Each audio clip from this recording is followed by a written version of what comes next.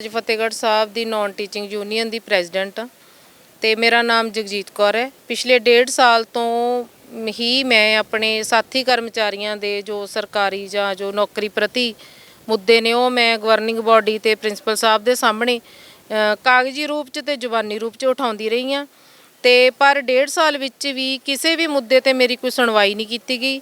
ਮੈਨੂੰ ਅਕਸਰ ਲਾਰਿਆਂ 'ਚ ਕਿਵੇਂ ਮੈਨੂੰ ਅੱਜ ਕਰਦੇ ਆ ਕੱਲ੍ਹ ਕਰਦੇ ਆ 1.5 ਸਾਲ 'ਚ ਇਹਨਾਂ ਨੇ ਮੀਟਿੰਗ ਤੱਕ ਨਹੀਂ ਕਰਵਾਈ। ਤੇ ਸਾਡੇ ਜਿਹੜੇ ਮਤਲਬ ਸਹੀ ਤੇ ਕਾਗਜ਼ੀ ਆਧਾਰਿਤ ਮੁੱਦੇ ਸੀ ਉਹਨਾਂ ਨੂੰ ਪੈਂਡਿੰਗ ਹੀ ਰੱਖਿਆ।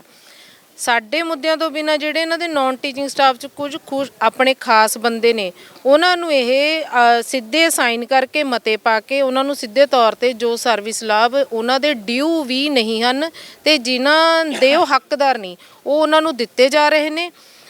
ਇੱਕ ਤਾਂ ਕਲਾਸ 1 ਗ੍ਰੇਡ 1 ਦੀ ਸਾਡੇ ਪੋਸਟ ਨਹੀਂ ਹੁੰਦੀ, ਗੁਰਪਿੰਦਰ ਸਿੰਘ ਨੂੰ ਉਹ 'ਤੇ ਪ੍ਰਮੋਟ ਕੀਤਾ ਗਿਆ।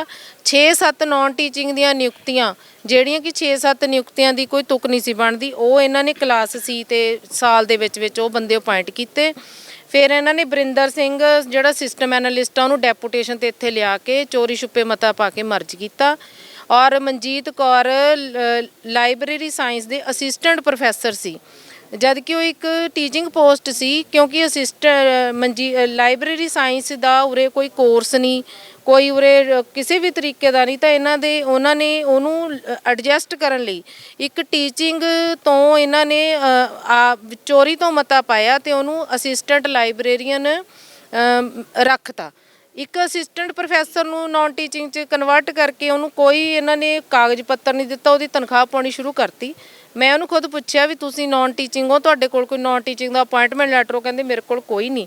ਮੈਂ ਪ੍ਰਿੰਸੀਪਲ ਸਾਹਿਬ ਨੂੰ ਪੁੱਛਿਆ, ਉਹ ਕਹਿੰਦੇ ਅਸੀਂ ਮਤਾ ਪਾ ਸਕਦੇ ਸੀ, ਅਸੀਂ ਪਾਤਾ, ਜਾਂ RTI ਦੇ ਰਾਹੀਂ ਲੈ ਲਾ। ਇਸ ਤੋਂ ਬਿਨਾਂ ਇਹਨਾਂ ਨੇ ਸਰਬਜੀਤ ਸਿੰਘ ਝਿੰਜਰ ਅਕਾਲੀ ਦਲ ਦੇ ਕੋਈ ਮੁੱਖ ਬੁਲਾਰੇ ਨੇ, ਬਸੀ ਤੋਂ ਅਬਜ਼ਰਵਰ ਨੇ। 7 ਤਰੀਕ ਨੂੰ ਇਹਨਾਂ ਨੇ ਉਹਦੀ ਸਕੀ ਸਾਲੇਹਾਰਾ ਖੁਸ਼ਵਿੰਦਰ ਕੌਰ ਉਹਨੂੰ ਡਾਟਾ ਐਂਟਰੀ ਆਪਰੇਟਰ ਇੱਥੇ ਚੋਰੀ ਛੁਪੇ ਜੁਆਇਨ ਕਰਾਇਆ। ਜਿਹਦਾ ਉਰੇ ਜਦੋਂ ਮੇਰੇ ਤੱਕ ਗੱਲ ਪਹੁੰਚੀ ਮੈਂ ਗਵਰਨਿੰਗ ਬਾਡੀ ਤੇ ਪ੍ਰਿੰਸੀਪਲ ਸਾਹਿਬ ਮੂਹਰੇ ਗੱਲ ਕੀਤੀ ਵੀ ਤੁਸੀਂ ਚੋਰੀ ਛੁਪੇ ਡਾਟਾ ਐਂਟਰੀ ਆਪਰੇਟਰ ਜੁਆਇਨ ਕਰਾਇਆ। ਤਾਂ ਪਹਿਲਾਂ ਤਾਂ ਉਹ ਕਹਿੰਦੇ ਵੀ ਪ੍ਰਧਾਨ ਸਾਹਿਬ SGPC ਦੇ ਹੁਕਮ ਨੇ, ਅਸੀਂ ਟਾਲ ਨਹੀਂ ਸਕਦੇ। ਫਿਰ ਮੈਂ ਕਿਹਾ ਲਿਆਓ ਹੁਕਮ ਦਿਖਾਓ। ਫਿਰ ਉਹ ਕਹਿੰਦੇ ਅਸੀਂ ਦਿਖਾ ਨਹੀਂ ਸਕਦੇ। ਫਿਰ ਮੈਂ ਕਿਹਾ ਪ੍ਰਧਾਨ ਸਾਹਿਬ ਤਾਂ ਕੋਈ ਹੈ ਹੀ ਨਹੀਂ, 7 ਤਰੀਕ ਹੈ, ਪ੍ਰਧਾਨ ਸਾਹਿਬ ਤਾਂ 9 ਤਰੀਕ ਨੂੰ ਬਣਨੇ ਨੇ। ਫਿਰ ਉਹ ਕਹਿੰਦੇ ਵੀ ਚਲੋ ਕੋਈ ਨਹੀਂ। ਫਿਰ ਉਸ ਤੋਂ ਬਾਅਦ ਮੈਂ ਕਿਹਾ ਸਰ ਵੀ ਇਸ ਤਰ੍ਹਾਂ ਨਹੀਂ ਤੁਸੀਂ ਕਰ ਸਕਦੇ ਜਦੋਂ ਪ੍ਰਧਾਨ ਹੈ ਨਹੀਂ SGPC ਦੀ। ਫਿਰ ਇਹਨਾਂ ਨੇ ਮੈਨੂੰ ਉੱਥੇ ਬੰਦ ਕਮਰੇ 'ਚ ਸਾਰੇ ਸਟਾਫ ਉੱਥੇ ਨੌਨ ਟੀਚਿੰਗ ਦਾ ਹਾਜ਼ਰ ਸੀ, ਇਹਨਾਂ ਨੇ ਮੈਨੂੰ ਡਰਾਇਆ ਧਮਕਾਇਆ ਵੀ ਜੇ ਤੂੰ ਇਹ ਗੱਲਾਂ ਕਰਨੀਆਂ ਬੰਦ ਨਾ ਕੀਤੀਆਂ ਤੈਨੂੰ ਅਸੀਂ ਨੌਕਰੀ ਤੋਂ ਕੱਢ ਦਾਂਗੇ। ਤੇ ਚੀਮਾ ਸਾਹਿਬ ਕਹਿੰਦੇ ਵੀ ਤੈਨੂੰ ਅਸੀਂ ਬਦਲ ਦਾਂਗੇ, ਅਸੀਂ ਲਿਖ ਦਾਂਗੇ ਮਾਹੌਲ ਖਰਾਬ ਕਰਦੀ ਆ ਫਲਾਨਾ ਟਮਕਾਣਾ। ਜਗਦੀਪ ਸਿੰਘ ਚੀਮਾ ਕਾਲਜ ਦੇ ਆਨਰੇਰੀ ਸੈਕਟਰੀ ਉਸ ਤੋਂ ਅਕਾਲੀ ਦਲ ਦੇ।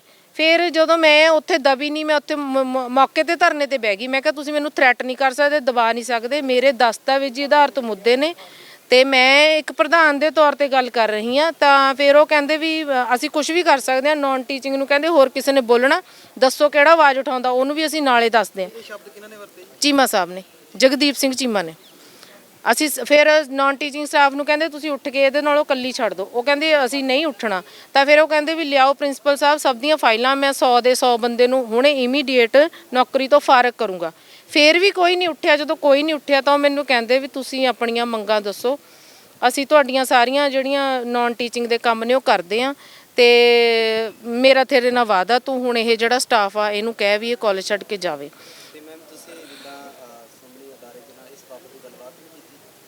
ਮੈਂ ਬਹੁਤ ਫੋਨ ਕੀਤੇ। ਮੈਂ SGP ਦੇ ਜਨਰਲ ਸੈਕਟਰੀ ਨੇ ਜਿਹੜੇ ਗੁਰਚਰਨ ਸਿੰਘ ਗਰੇਵਾਲ ਵਾਲੇ ਨੇ, ਮੈਂ ਉਹਨਾਂ ਨੂੰ ਬਹੁਤ ਫੋਨ ਕੀਤੇ, ਮੇਰਾ ਉਹਨਾਂ ਨੇ ਫੋਨ ਨਹੀਂ ਚੱਕਿਆ। ਮੈਂ ਸੁਖਮਿੰਦਰ ਸਿੰਘ ਸੈਕਟਰੀ ਨੂੰ ਬਹੁਤ ਫੋਨ ਕੀਤੇ, ਉਹਨਾਂ ਦਾ ਫੋਨ ਸਵਿਚ ਆਫ ਆ ਰਿਹਾ ਸੀ। ਚੀਮਾ ਸਾਹਿਬ ਜਦੋਂ ਮੈਂ ਧਰਨਾ ਲਾ ਕੇ ਬੈਠੀ ਗੱਲ ਕੀਤੀ ਤੇ ਜਿਹੜੇ ਅਵਤਾਰ ਸਿੰਘ ਰੀਆ ਜੀ ਸਾਡੇ ਜੂਨੀਅਰ ਵਾਈਸ ਪ੍ਰੈਜ਼ੀਡੈਂਟ ਨੇ ਉਹ ਮੈਨੂੰ ਇੱਥੇ ਦੇਖ ਕੇ ਵੀ ਬੋਲੀ ਜਾ ਜਿਵੇਂ ਅਣਗੌਲਿਆ ਕਰਕੇ ਮੇਰੇ ਨਾਲ ਐ ਅਜੀਬ ਤਰੀਕੇ ਦਾ ਹਾਸਾ ਹੱਸਦੇ ਮੈਨੂੰ ਮਤਲਬ ਇਗਨੋਰ ਕਰਕੇ ਲੰਘ ਗਏ। ਤੇ ਮੇਰੇ ਜਿਹੜੇ ਸਾਥੀ ਕਰਮਚਾਰੀ ਮੇਰੇ ਨਾਲ ਬੈਠੇ ਨੇ ਇਹ ਕੱਲ ਬਹੁ ਗਿਣਤੀ 'ਚ ਸੀਗੇ, ਜੂਨੀਅਰ ਵਾਈਸ ਪ੍ਰੈਜ਼ੀਡੈਂਟ। ਹਾਂ, ਇਹ ਮੇਰੇ ਸਾਥੀ ਨੌਨ ਟੀਚਿੰਗ ਬਹੁ ਗਿਣਤੀ 'ਚ ਮੇਰੇ ਨਾਲ ਕੱਲ ਬੈਠੇ ਸੀ।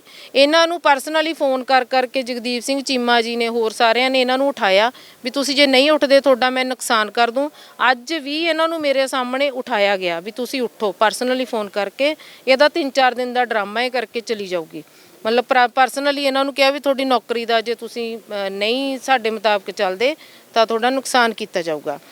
ਤੇ ਇਹਨਾਂ ਨੇ ਮਤਲਬ ਮੈਨੂੰ ਇਹ ਪੂਰੀ ਤਰੀਕੇ ਨਾਲ ਚੈਲੰਜ ਕੀਤਾ ਵੀ ਸਰਬਜੀਤ ਝਿੰਜਰ ਦੀ ਜਿਹੜੀ ਸਾਲੇਹਾਰ Khushwinder Kaur data entry operator ਹੈ ਉਹ ਤਾਂ ਇੱਥੇ ਰਹੂਗੀ ਕਿਉਂਕਿ ਉਹ ਸਾਡੀ ਖਾਸ ਹੈ ਤੇ ਸਾਡੀ ਰਿਸ਼ਤੇਦਾਰ ਹੈ, ਤੇ ਤੂੰ ਇੱਕ ਆਮ ਮੁਲਾਜ਼ਮ ਹੈ, ਤੇਰੇ ਵਰਗੇ ਪ੍ਰਧਾਨ ਬਥੇਰੇ ਦੇਖੇ, ਤੈਨੂੰ ਅਸੀਂ ਆਪਣੇ ਆਪ। ਔਰ ਇਹਨਾਂ ਨੇ ਆਪਣੀ ਗੱਲ ਪੁਗਾਉਂਦੇ ਹੋਏ ਕੱਲ ਜਦ ਮੈਂ ਸਵੇਰੇ ਆਈ 9 ਵਜੇ ਮੈਨੂੰ ਆਉਂਦੇ ਸਾਰ ਅਟੈਂਡੈਂਸ ਲਾਉਂਦੇ ਸਾਰ ਮੈਨੂੰ ਕਿਹਾ ਵੀ ਤੁਸੀਂ ਇਸ ਕਾਲਜ ਤੋਂ ਜਾਓ, ਤੁਹਾਡੀ ਟਰਾਂਸਫਰ ਹੋ ਗਈ।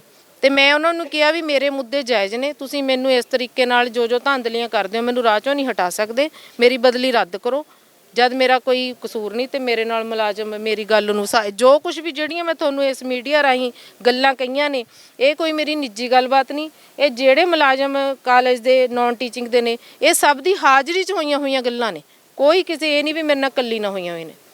ਮੇਰੀ ਇਹੀ ਹੈ ਵੀ ਮੇਰਾ ਜਦੋਂ ਜਿਹੜੀ ਉਹਦੀ ਝਿੰਜਰ ਦੀ ਸਰਬਜੀਤ ਸਿੰਘ ਝਿੰਜਰ ਦੀ ਸਾਲੇਹਾਰ ਆ, ਜਿਹੜੀ ਇੱਕ ਗੈਰ ਕਾਨੂੰਨੀ ਨਿਯੁਕਤੀ ਹੋਈ ਆ, ਪਰਦੇ ਪਿੱਛੇ ਹੋਈ ਆ, ਉਹਨੂੰ ਤੁਰੰਤ ਰਿਲੀਵ ਕੀਤਾ ਜਾਵੇ ਤੇ ਮੇਰੀ ਜਿਹੜੀ ਬਦਲੀ ਉਹ ਰੱਦ ਕੀਤੀ ਜਾਵੇ। ਸਰ ਸਰਵਿਸ ਨਿਯਮ ਨੇ ਵੀ, ਜਿਵੇਂ ਇਹ ਕਾਲਜ ਆ ਜਿਹੜਾ ਇਹ ਗਵਰਨਮੈਂਟ ਏਡਡ ਕਾਲਜ ਆ ਤੇ ਪ੍ਰਿੰਸੀਪਲ ਸਾਹਿਬ ਵੀ ਸਰਕਾਰ ਵੱਲੋਂ ਤਨਖਾਹ ਲੈ ਰਹੇ ਨੇ, ਤੇ ਇਹਦੇ ਤੇ ਜਿਹੜੇ ਸਰਕਾਰੀ ਰੂਲ ਨੇ ਸਾਨੂੰ ਤਨਖਾਹਾਂ ਵੀ ਉਹੀ ਮਿਲ ਰਹੀਆਂ ਨੇ। ਸਾਨੂੰ ਜਦੋਂ ਸਾਡੀ ਇੱਕ ਰਿਟਾਇਰਮੈਂਟ ਦੀ ਸਰਕਾਰ ਮੁਤਾਬਿਕ ਉਮਰ ਹੈ ਨਾ ਵੀ ਤੁਸੀਂ ਇੰਨੇ ਤੇ ਰਿਟਾਇਰ ਹੋ ਕੇ ਜਾਣਾ, ਤਾਂ ਸਾਡੀ ਨੌਕਰੀ 'ਚ ਆਉਣ ਦੀ ਵੀ ਇੱਕ ਉਮਰ ਤੈਅ ਕੀਤੀ ਗਈ ਆ, ਜਿਹਦੇ 'ਚ ਜਨਰਲ ਕੈਟਾਗਰੀਜ਼ ਨੂੰ 37 ਸਾਲ ਤੇ SC ST ਨੂੰ 42 ਸਾਲ ਹੈ, ਤੇ ਉਹ ਜਨਰਲ ਕੈਟਾਗਰੀ ਨੂੰ ਬਿਲੋਂਗ ਕਰਦੇ ਨੇ ਜਿਹਦੇ ਅਕੋਰਡਿੰਗ ਉਮਰ 37 ਸਾਲ ਹੈ ਤੇ ਉਹ 42 ਸਾਲ ਦੇ ਨੇ, ਓਵਰ ਏਜ ਨੇ, ਜਿਸ ਕਰਕੇ ਉਹ ਨਿਯੁਕਤੀ ਗੈਰ ਕਾਨੂੰਨੀ ਆ। ਬਰਿੰਦਰ ਸਿੰਘ ਤਾਂ ਡੈਪੂਟੇਸ਼ਨ ਆਧਾਰ ਤੇ ਇਹਨਾਂ ਨੇ ਬਦਲ ਕੇ ਲਿਆਂਦੇ, ਤੇ ਸ਼੍ਰੋਮਣੀ ਕਮੇਟੀ ਦਾ ਰੂਲ ਹੈ ਵੀ ਡੈਪੂਟੇਸ਼ਨ ਤੇ ਕੋਈ ਮੁਲਾਜ਼ਮ ਕਿਤੇ ਜਾਊਗਾ ਨਹੀਂ।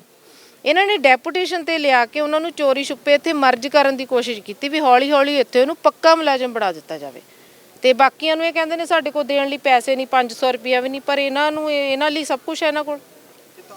ਬਦਲੀ ਇਸ ਕਰਕੇ ਕੀਤੀ ਗਈ ਹੈ ਕਿ ਤੁਸੀਂ ਇਹਨਾਂ ਦੇ ਖਿਲਾਫ ਆਵਾਜ਼ ਉਠਾਓ। ਹਾਂ, ਔਰ ਖਾਸ ਕਰਕੇ ਵੀ ਸਰਬਜੀਤ ਸਿੰਘ ਝਿੰਜਰ ਦੀ ਜਿਹੜੀ ਲੇਟੈਸਟ ਅਪਾਇੰਟਮੈਂਟ ਹੈ ਵੀ ਤੂੰ ਉਹਦੇ ਤੇ ਕਿੰਤੂ ਪਰੰਤੂ ਕਿਉਂ ਕਰਦੀ ਆ। ਤੇ ਹੁਣ ਜਿਹੜੇ ਇਹਨਾਂ ਮਸਲਿਆਂ ਤੋਂ ਇਲਾਵਾ ਜਿਹੜੇ ਹੋਰ ਜਿਹੜੇ ਮੁੱਖ ਮਸਲੇ ਤੁਹਾਡੇ ਸਾਰੇ ਉਹ ਕੀ ਨੇ, ਕੋ ਅਖੀਰ ਦੇ ਵਿੱਚੋਂ ਦੱਸ। ਮੁੱਖ ਮਸਲੇ ਇਹ ਨੇ ਵੀ ਜਿਹੜਾ ਨਾਨ ਟੀਚਿੰਗ ਸਟਾਫ ਇੰਨੀ ਦੇਰ ਤੋਂ ਕੰਮ ਕਰ ਰਿਹਾ, 10-10 11-11 ਸਾਲ ਜਿਨ੍ਹਾਂ ਨੂੰ ਕੰਮ ਕਰਦਿਆਂ ਨੂੰ ਹੋ ਗਏ, ਉਹ ਇੰਨੇ ਇਨੋਸੈਂਟ ਨੇ ਵੀ ਉਹਨਾਂ ਨੂੰ ਤਾਂ ਆਪਣੀ ਗੱਲ ਕਰਨੀ ਨਹੀਂ ਆਉਂਦੀ ਵੀ ਅਸੀਂ ਕਿਵੇਂ ਰੱਖਣੀ ਆ। ਉਹਨਾਂ ਦੀ ਗੱਲ ਕਹਿਣ ਲਈ ਮੈਂ ਉਹਨਾਂ ਦੀ ਪ੍ਰਧਾਨ ਆ, ਜਦੋਂ ਮੈਂ ਇਹਨਾਂ ਕੋਲੋਂ ਗੱਲ ਕਰਨ ਜਾਂਦੀ ਹਾਂ ਮੈਨੂੰ ਇਹ ਬਿਲਕੁਲ ਵੀ ਗੌਲਦੇ ਨਹੀਂ, ਮੈਨੂੰ ਆਨਸਰ ਨਹੀਂ ਦਿੰਦੇ, ਮੇਰੀ ਗੱਲ ਨੂੰ ਡਿਸਕਸ਼ਨ 'ਚ ਨਹੀਂ ਪਾਉਂਦੇ। ਇੱਕ ਤਾਂ ਜਿਹੜੇ ਮੁਲਾਜ਼ਮ ਦੇ ਜੋ ਵੀ ਹੱਕ ਨੇ ਉਹ ਬਣਦੇ ਹੱਕ ਨੇ, ਜੋ ਡੀਯੂ ਨੇ ਉਹਨਾਂ ਨੂੰ ਦਿੱਤੇ ਜਾਣ। ਜੋ ਗੈਰ ਕਾਨੂੰਨੀ ਕੰਮ ਹੋਏ ਨੇ, ਗੁਰਪਿੰਦਰ ਸਿੰਘ ਦੀ ਕਲਾਸ 1 ਪ੍ਰਮੋਸ਼ਨ ਤੇ ਬਰਿੰਦਰ ਸਿੰਘ ਰਾਣਾ ਸਿਸਟਮ ਐਨਾਲਿਸਟ ਜੋ ਨੇ ਜਾਲੀ ਸਰਟੀਫਿਕੇਟ ਤਿਆਰ ਕੀਤੇ ਨੇ, ਉਹਨੂੰ ਮੌਕੇ ਤੇ ਸਸਪੈਂਡ ਕਰਕੇ ਉਹਦੀ ਡਿਪਾਰਟਮੈਂਟ ਇਨਕੁਆਇਰੀ ਖੋਲੀ ਜਾਵੇ। ਮਨਜੀਤ ਕੌਰ ਜੋ ਕਿ ਅਸਿਸਟੈਂਟ ਪ੍ਰੋਫੈਸਰ, ਉਹਨੂੰ ਅਸਿਸਟੈਂਟ ਪ੍ਰੋਫੈਸਰ ਹੀ ਬਣਾਇਆ ਜਾਵੇ, ਤੇ ਖੁਸ਼ਵਿੰਦਰ ਕੌਰ ਜਿਹੜੀ ਸਰਬਜੀਤ ਝਿੰਜਰ ਦੀ ਸਾਲੇਹਾਰ ਆ, ਉਹਦੀ ਨਿਯੁਕਤੀ ਗੈਰ ਕਾਨੂੰਨੀ ਆ, ਉਹਨੂੰ ਐਟ ਏ ਟਾਈਮ ਨੌਕਰੀ ਤੋਂ ਫਾਰਗ ਕੀਤਾ ਜਾਵੇ ਤੇ ਮੇਰੀ ਬਦਲੀ ਰੱਦ ਕੀਤੀ ਜਾਵੇ। ਮੈਂ ਇੱਥੇ ਮੈਨੂੰ ਦੁਬਾਰਾ ਰੱਦ ਕਰਕੇ ਮੈਂ ਇੱਥੇ ਆਪਣੀ ਨੌਕਰੀ ਕਰਾਂ।